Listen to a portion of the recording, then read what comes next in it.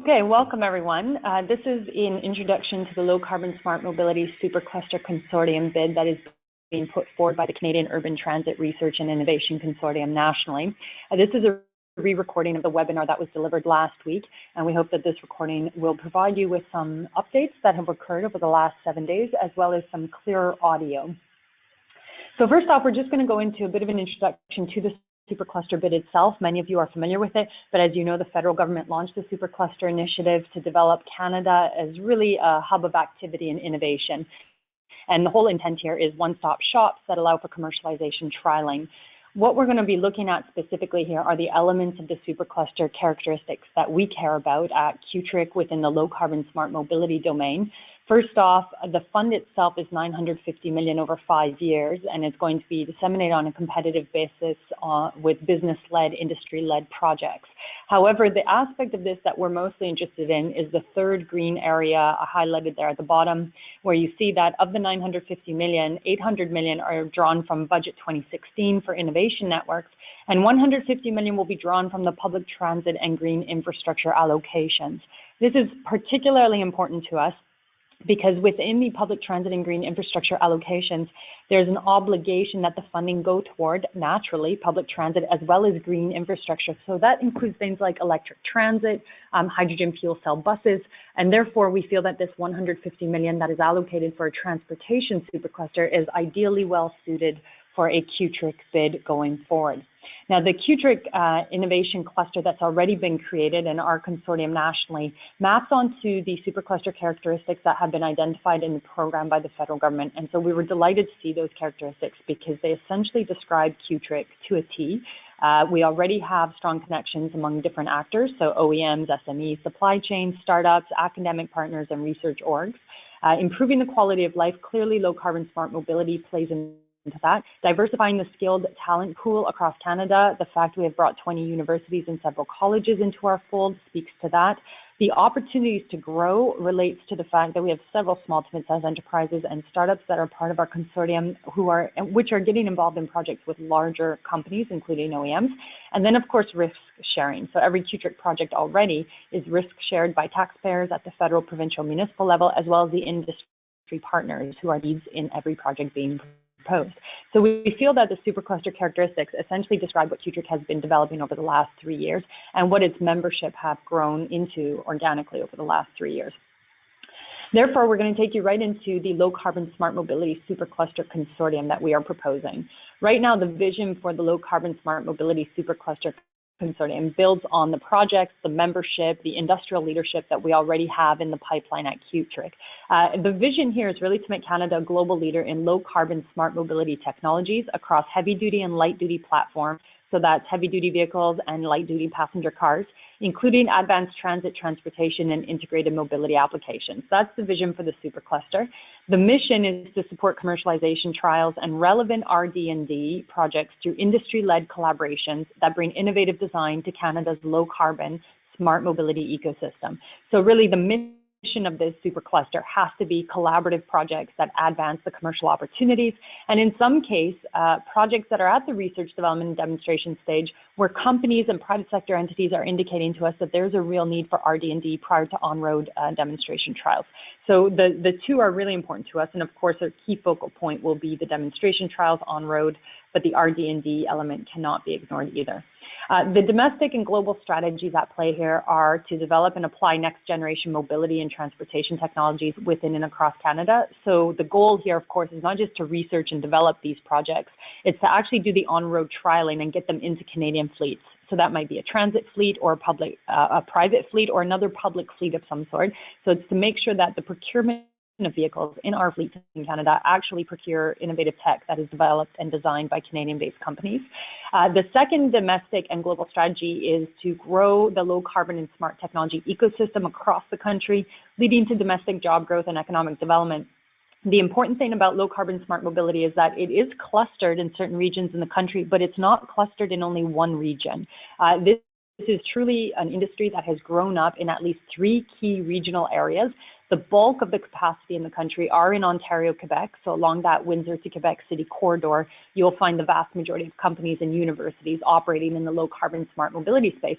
But there's an extraordinarily important cluster of deeply rooted companies and academic capacities in British Columbia, in particular around hydrogen fuel cell. And there is a network of growing capacity in Alberta and in the Maritimes. And certainly we would be remiss if we did not mention the extraordinarily important cluster of capacity in heavy-duty vehicle manufacturing and electrification in Manitoba, a cluster that we feel and have experienced over the last year has been underrepresented in Canada's national ecosystem mapping around electrified vehicle technologies. So we have these clusters of capacity across the country with a clear regional focus on the Ontario-Quebec corridor, but this networked branching opportunity into Manitoba, British Columbia, the Maritimes, and Alberta. Therefore, building on what we have achieved over the last 3 years, CUTRIC has developed the Low Carbon Smart Mobility Supercluster to focus on 5 pillars of innovation. But for several of you, you're going to notice a slight edit and change here that really does speak to the kind of money that companies are willing to put on the table right now in this space in Canada. So a little bit of a reorganization of our pillar priorities.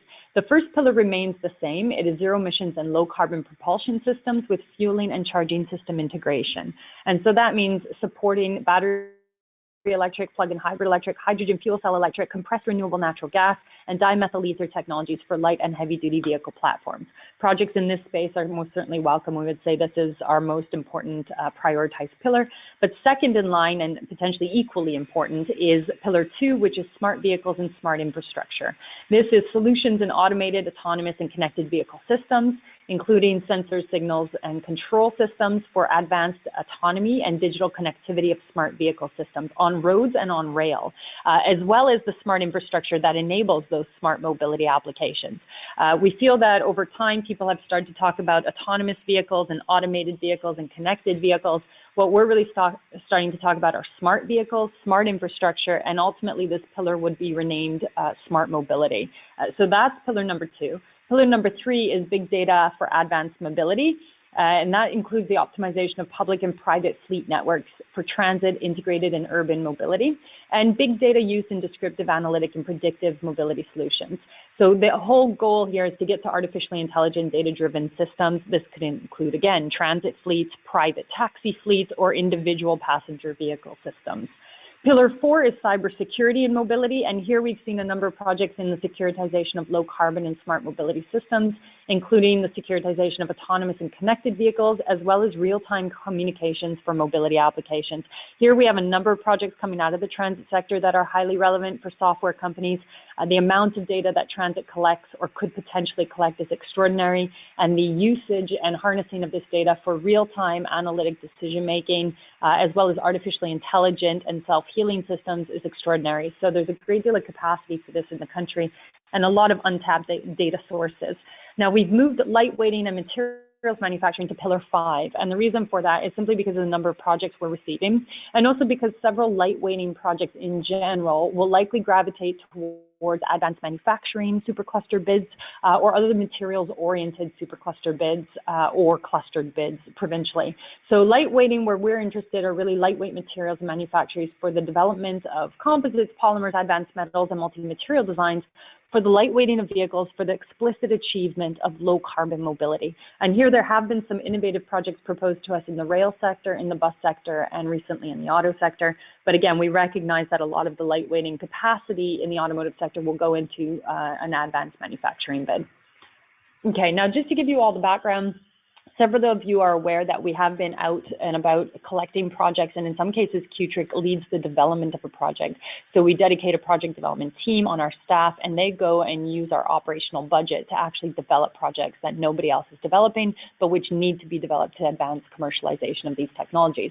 This is our current distribution of projects in Canada. You can see that we don't have any projects actively being proposed out of Manitoba, but that's not to say Manitoba companies are not involved in projects. They are. It's just that they're involved in projects in other provinces. So we're looking to grow the Manitoba footprint. We also have a few projects that have recently been proposed in the Maritimes, which we're hoping to integrate into this picture. But this gives you a kind of 50,000-foot view of what the projects in the pipeline look like right now without federal streamlined funding support. Now, those projects have resulted in a whole series of stakeholders coming to the table. This image demonstrates to you some of the companies that have either signed up already as members of CUTRIC because they're part of projects, they've proposed projects through CUTRIC, or companies that are looking to join, and companies that we believe will join in short order. So in green, you have members of CUTRIC. In yellow, you have companies that we have reached out to based on a contemporary project that we're pushing through. And then in white, you have some companies that we believe will become members of CUTRIC in the future, just based on the nature of the projects we're pushing through and their own strategic roadmaps internally. Here, in fact, BAE Systems should appear in yellow because they are a company we've been actively engaged in for phase 2 of an electric bus project. But nonetheless, the rest of these give you a sense of the amount of companies that are coming forward and the kinds of companies. Some are manufacturers of vehicle parts, some are energy providers, some are communications and software providers, some are public transport fleets, which we use as test beds in terms of public transit in particular. There are automotive suppliers, there are research organizations, and then there's a series of other kinds of companies, small companies, unique companies, interesting companies that are in the ecosystem, but not necessarily easily defined based on traditional supply chain categories. Okay, looking at our provincial experiences, we work now in 5 provinces in a dedicated fashion. That is to say, I have staff in the 5 provinces, or we're about to have staff in 5 provinces. So we currently have a small office in British Columbia, a small office in Alberta. The bulk of our team is in Ontario. We're looking to hire very soon a staffer in Quebec, and we are integrated with Innové in Quebec for co-location and co-development of projects. And we're looking to grow our footprint in Manitoba this year, partnering with Vehicle Technology Center and several of the stakeholders in that community. These are the 5 provinces where we feel the clustered capacity of low carbon smart mobility is bubbling to the top naturally. And it's bubbling to the top because projects are coming to us from companies located in these provinces. But not one of the provinces has a streamlined low carbon smart mobility funding mechanism, hence the need for a CUTRIC coordinator. Now, federally, it's even more fragmented. Many of you are aware we work through at least 12 different programs, and starting this year with Budget 2017, there are even more programs that we're working through. But we have presented this to the federal government, and I think it's fair to say our colleagues at the Ministry of Finance and Innovation, Science and Economic Development have heard the message. This is a mess. This is highly fragmented. This is inefficient. It is extremely hard to push projects forward in this fashion with so many programs, none of which address low carbon smart mobility effectively or in a streamlined one-stop shop fashion. The result is that we have put forward a federal budget ask this year for $185 million to streamline this process, to co-invest in projects that we are advancing currently and which we expect to advance. Rather than obtaining that in the budget process, what CUTRIC has been encouraged to do is apply through the Supercluster bid under the transportation funding envelope. And so here what we've done is we've scaled back our request to $150 million as part of the transportation allocated Supercluster funds, which are tied to the public transit and green infrastructure funding. And therefore we find that the Supercluster initiative is actually ideally positioned to fund and overcome the fragmented nature of this funding landscape. So we're very excited about that. Now let me take you through some of the key aspects of our bid. One of the key aspects is that CUTRIC has been up and operational for 3 years. We have a fully developed structure, including a set of bylaws, several policies, which include gender parity policies, and a scientific and technical review committee. So all the accoutrements of an organization that is national in scope that allows an organization to start on day one, utilizing and leveraging money for projects on the ground. So that's very important because I think it's key in this Supercluster initiative to recognize the fact that it takes at least 1 year to 2 years to build an organization that is legally capable of actually harnessing, developing, and funding projects. There's a lot of work that has to go on in the background to make that happen, not least of which is bringing on a board of directors and establishing the right legal policies to guide the process. So CUTRIC has that in place already. We also have an operational team on the ground that is active, that is skilled, and that is developing projects.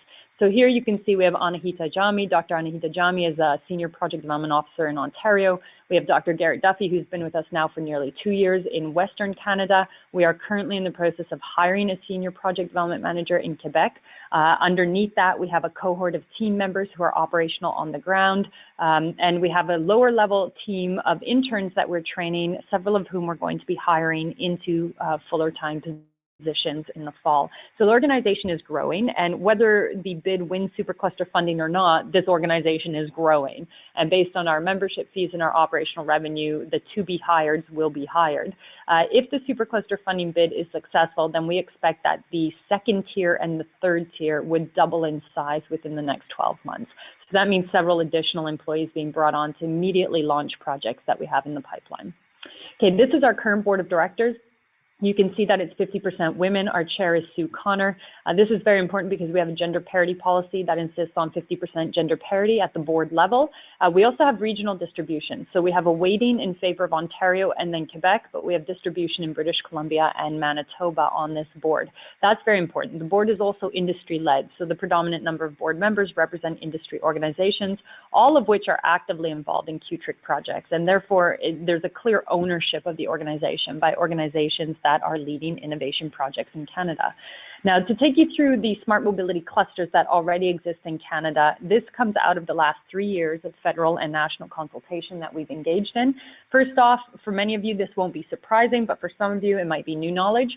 The cluster of capacity that we're building on in British Columbia, from the Ballards through to the University of British Columbia, to University of Victoria and SFU, and several smaller companies like Future Vehicle Technologies and Velometro, several companies in British Columbia that work in the hydrogen fuel cell technology domain, the natural gas propulsion domain, or the vehicle electrification and grid management domain. And we currently have members in that province in these 3 areas in particular. In Alberta, we have members that are looking at hydrogen production innovation, electric retrofitting, and autonomous vehicles. In Manitoba, we have heavy-duty vehicle manufacturing, including heavy-duty electric vehicle manufacturing, composite and lightweight materials, and vehicle electrification grid management. And recently, we're going to be adding a 4th bullet point, automated heavy-duty vehicles, so autonomous, rather, heavy-duty vehicles. In Quebec, we have several companies operational in vehicle electrification grid management, hydrogen fueling innovation, big data for transport and lightweighting. And then in Ontario, we have companies operating in electric powertrain, vehicle electrification, grid management, hydrogen production, big data for transport, lightweight materials, and automated vehicles and connected vehicles. So clearly, there are clusters of capacity across this country. We would be remiss to ignore those clusters that exist in the Western provinces. We know that the Low Carbon Smart Mobility Project or Supercluster Consortium will focus on the regional capacities along that Windsor to Quebec corridor. But again, we'd be highly remiss and foolish to ignore these very important clusters in British Columbia, Alberta, and Manitoba. And not to mention the Maritimes, which is not represented here yet as we're developing that relationship currently. Now, in CUTRIC's industry distribution, this slide will take you through several of our industry members. These are industry members that currently pay into CUTRIC. They pay a membership fee from which we develop project development teams. And this supports our operational budget. It allows us to operate in a manner that is not wholly reliant on the taxpayer, which is appropriate because if companies are going to reap the benefits of the funding that is funneled into a low carbon smart mobility cluster, then they should be paying the bulk of the cost of developing those projects. And these are several of our companies. You can see that there's a distribution. Many of these companies have footprints in more than one province. And therefore, from day one, the low carbon smart mobility cluster, a supercluster, which will include all of these companies from day one, already has domestic integration and networking at play. In terms of academics, we think academics are important because often they can provide lower cost services with high quality talent. Sometimes they have equipment nobody else has. Sometimes they have software that nobody else has. And sometimes they simply have skill sets that companies don't want to bring in-house and hire full-time for a temporary project. These are all of the universities that are currently part of CUTRIC and colleges. You'll notice in Quebec that we only have Université Québec Trois-Rivières as a formal member of CUTRIC, and that's because of our partnership with Innové. Innové has several Quebec universities under its umbrella. So technically, in a future iteration of this slide deck, we will be showing you all the universities that are part of the Innové CUTRIC Memorandum of Understanding. Okay, now what I'm going to do is summarize some of the key marquee projects that we are entering into the Supercluster Consortium bid with. What we've decided to do is submit to the federal government all of the projects that we currently have in the pipeline that are supercluster relevant. That means they're mid to high TRL, they're relevant to the economy, they're industry driven. So all of those projects will go in, and there are several dozens of those projects. And in the last 2 weeks, we have received several more project proposals for the supercluster bid. So if you're one of those companies, thank you for those proposals. But we're also putting forward the bid with a few marquee projects, 3 of which are immediate, as in they need funding right now and in the next 2 fiscal years, and then some of which point to our longer term strategy. And some of these marquee projects will grow. We expect by the time that the July 21st deadline comes around for the LOI that we will actually have 7 marquee projects in this lineup. But right now, the marquee projects relate to the Pan-Canadian Electric Bus Demonstration Integration Trial, Phase 1 and Phase 2. Phase 1 is currently underway. It is still missing some funding that would be easily matched in terms of the industry investment into this project at the federal level. And so therefore, Phase 1 and Phase 2 will be integrated into this Supercluster bid. The Pan-Canadian Hydrogen Fuel Cell Project, also technical planning starts in July, and we expect the project to be ready to launch with key set of stakeholders, industrial and transit, by this time next year. The National Smart Vehicle Demonstration Project, several of you are aware, the first technical planning session is starting in Ontario, in Toronto, on the 19th of this month. And from that point onward, there will be about 8 technical planning sessions. And by the fall of this year, we expect to have the full project scoped with the final budget into the government before the end of this fiscal year. Then there are 2 longer term projects, and I'll talk about those in a moment. So for the electric bus project, Phase 1 and Phase 2, you can see here that the deliverables relate to the need for high uptime of buses, the need for opportunity en route charging, which allows for infinite range, essentially, the need for energy storage that is paired with supercapacitors and en route charging to reduce or eliminate demand charges, the need for automated vehicle controls, and the need for en route charging with energy storage to absorb renewable energy slumps. We also know that there's a longer term issue around recycling fees and battery waste, and Phase 2 and Phase 3 of the project will address that. In terms of this particular project, what we're looking at doing is integrating, and have already integrated, all of these partners. So currently in Phase 1 of the electric bus project, these are all the invested partners, and the universities at the bottom are all universities that are providing crucial data analytics research related to the project that cannot be sought anywhere else. And so sometimes in a project like this, really universities and academics are quite key. They are low cost, high quality talent that deliver solutions and data analytics to companies that need them. So it's been an excellent integration of capacity across the country, a project that's reducing emissions, putting transit forward as innovators, and creating new jobs in the country. And we know that for several of our members like ABB and Siemens, Nova Bus and New Flyer, this project is attracting significant attention in terms of Canada's capacity to be a leader in this space. Phase 2 of this project, as I mentioned, is going to look at energy storage integration at the garage and at the site of the chargers, so variably sized energy storage, and we've already reached out to several manufacturers on that front. So Phase 2, these are all of the companies that we have reached out to on the energy provider side, on the transit side, as well as the manufacturing side. Phase 2 will integrate fully battery electric as well as plug-in hybrid electric buses that plug into the en route chargers and are OpCharge protocol compliant, for those of you who are familiar with it, and then the energy storage companies involved in potentially providing the energy storage devices. So this project is going in Phase 1 and Phase 2 into the Supercluster bid as we speak, and it will be entered into the July 21st submission with letters of support from each of those companies.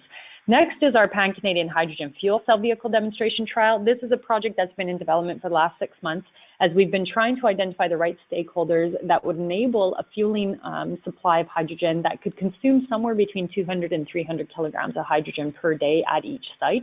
And we started off with a transit application, and so far these are some of the organizations that have expressed interest and are helping us in the project planning process, and several of them are members of CUTRIC already. And then we decided to reach out and integrate automotive where possible. And so in automotive, we're looking at really a project led with Toyota. This one's a little bit further down the line. So the July 21st bid will include the hydrogen fuel cell project with the bus application, with the Phase 2 submission in this fall, assuming that the Supercluster bid gets through to the Phase 2, with the inclusion ideally of the Toyota footprint for automotive related hydrogen fueling. The third project that is one of our marquee projects is our National Smart Vehicle Demonstration Project. We know that there are issues around transitioning from point-to-point conventional fleets, assessing and addressing the first kilometer, last kilometer concerns and low rider levels during specific hours of the transit day. We know that there's issues on the technology side with test cameras, visual detection, communication security, and artificial intelligence of AV systems. So there's a lot of R&D that has to happen, and there's a lot of on-road demoing that has to happen. There's a lot of optimization that has to happen. And we also know that there's almost a dozen municipalities in the country that are each proposing their own individual AV project, sometimes led by a company, say BlackBerry QNX in Ottawa, Thales in Quebec, or looking at other projects that are being led by particular companies at universities. And then sometimes we have municipalities that are being led internally. So it's a municipal goal to be the test bed for AV tech, say in Stratford, and that is leading to an outreach effort to attract companies. But we also know that there's a lot of power in numbers and there's virtue in numbers, and therefore we've proposed an integration project that would integrate several of these footprints. So here we know between the Active Aurora project out west, Alberta's Industrial Heartland Autonomous Electric Shuttle Pilot, the Calgary Shuttle Pilot, the Active Aurora project in Alberta, the Canada Autonomous Vehicle Innovation Center, Stratford's efforts as a connected city, and similarly some recent efforts in Waterloo to be a connected city, as well as Thales's R&D facility at the Parc Technologique, and ABB's efforts at the Park in Montreal. We know that these are some of the key leading projects. We also know there's one additional one now in Manitoba that we'll be integrating.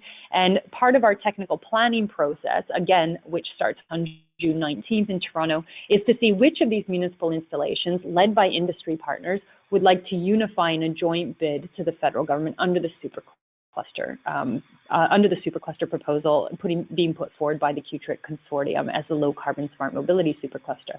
We expect several of these municipalities and several of these projects will find virtue in integrating with some common deliverables, although variability based on local circumstance. And additionally, we're looking at a larger strategy with an organization called PMG Testing to potentially integrate this with PMG Testing's superb testing capabilities in Blainville in Quebec. So more to follow on that, but the goal here really is the integration of several fragmented smart vehicle demonstration projects into a national unified project. These are some of the companies and organizations we've reached out to indicate that we are going ahead with this project, and they have expressed interest either in being part of the technical planning process or in the eventual project. And so we know that there's more than enough interest, and really the question is how many of these companies would like to unify in a joint bid.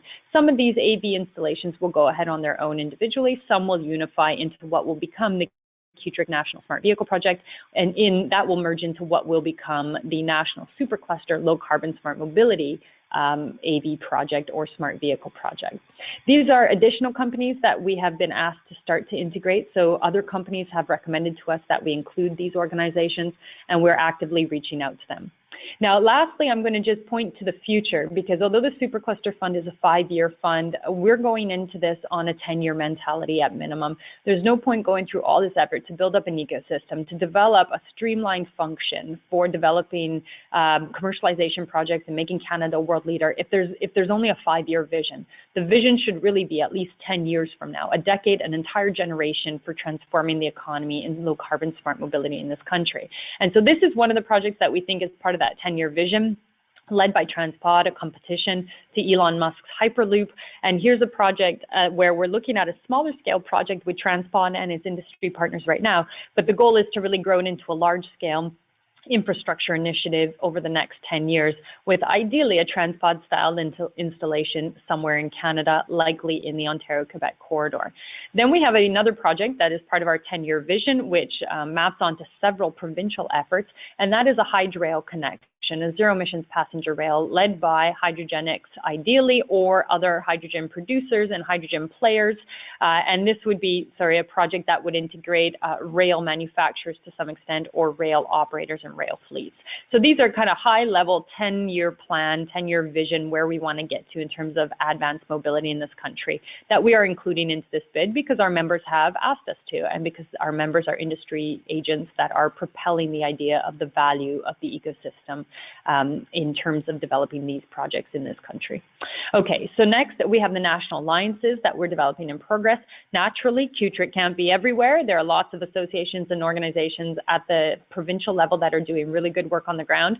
So there's the Canadian Hydrogen Fuel Cell Association that we've reached out to, because essentially this is an association that represents the best of the hydrogen fuel cell economy in Canada. And so we're looking to piggyback on or build onto what they've done in British Columbia in particular, but in Canada in general.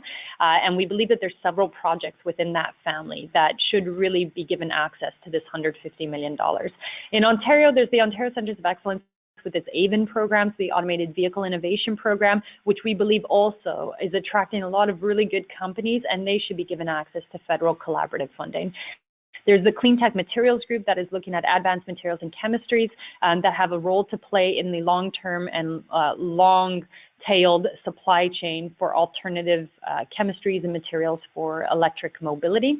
Then there's in Quebec, Innové, with whom we have partnered and structured ourselves over the last year and a half. We've developed that relationship robustly, and our Innové has really been our footprint on the ground in Quebec for the last year, and they are collaboratively helping to co-develop the National Smart Vehicle Project currently. And we feel that Innové, a collaboration with Innové and its members would drive forward projects a lot more rapidly than us trying to start from scratch with a CUTRIC office in Quebec. So it's going to be a collaborative CUTRIC Innové footprint for the next few months, and once Supercluster funding is announced, well, then there'll be a formal merger of some sort that allows the best of both worlds to access this funding. There's also Techno Montreal in the Montreal area, which we think is ideally well situated, especially in the Montreal area, to gain access to the funding that $150 million in transportation innovation would be applicable for its members in the Montreal area. And then lastly, we have in Manitoba the Vehicle Technology Center, and they're pretty much all the really robust projects in electric mobility have gone through that Vehicle Technology Center. So we think there's a natural streamlined portal in Manitoba already that could be leveraged.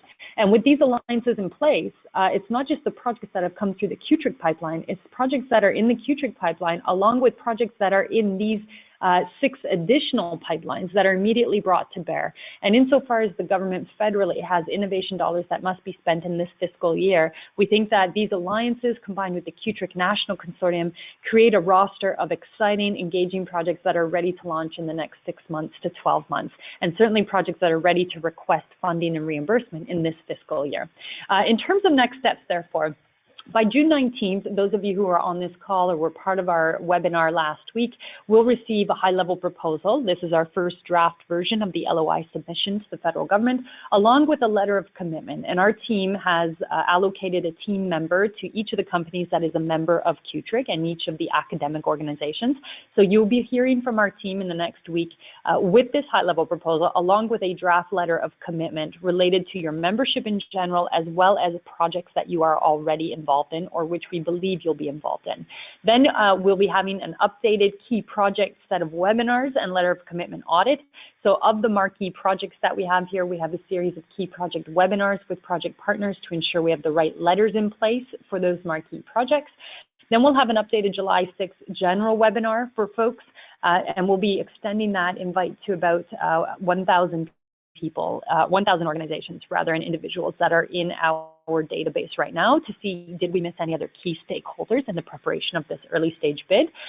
And then between June 21st and July 11th, we'll be obtaining and working with provincial governments to update them on the process, receive their feedback, understand how this low carbon smart mobility supercluster consortium can match and serve in parallel with other superclusters that are being proposed. So for example, we think that this bid works very nicely and naturally aligns itself with in parallel and tandem in a Zen-like fashion with the advanced manufacturing bid being put forward in Ontario, as well as the artificial intelligence bid being put forward in Quebec, as well as several other bids that we have heard about across the country. So we think there's a really nice alignment for the ecosystem. If this supercluster were to go forward, it would be able to leverage and utilize some of the other clusters of capacity being created by competitive bids.